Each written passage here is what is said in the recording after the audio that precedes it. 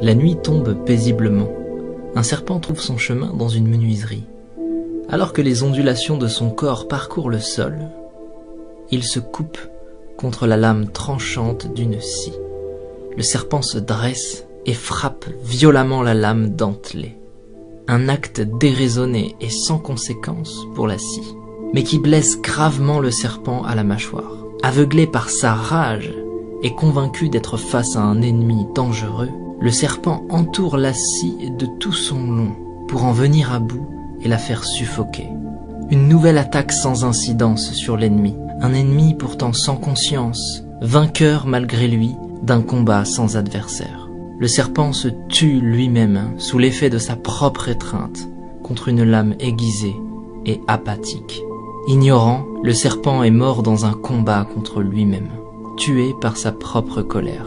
Le message est fort ici.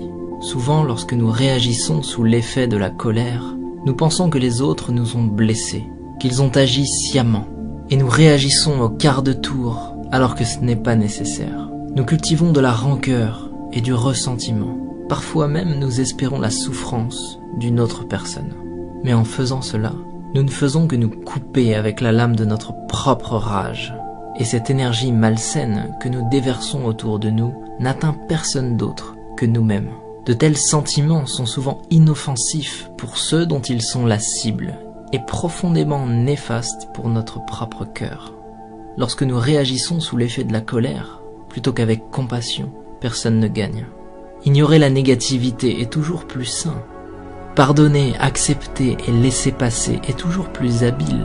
Se concentrer sur la création plutôt que sur la destruction est toujours plus sage. Et il est plus noble de bâtir la vie que nous voulons, plutôt que de chercher à détruire celle que nous ne voulons pas. Si quelqu'un se comporte mal avec nous, plutôt que de réagir avec agressivité et violence, peut-être devrions-nous comprendre ce qui est en train de traverser cette personne et faire preuve d'écoute et de compassion. Peut-être que sa journée est difficile. Peut-être que toutes ces journées sont difficiles. Lorsque nous regardons les choses avec une nouvelle perception, il est plus facile d'avancer, de laisser toutes les énergies négatives derrière nous, d'abandonner ce qui n'est pas constructif pour notre futur et de simplement laisser passer.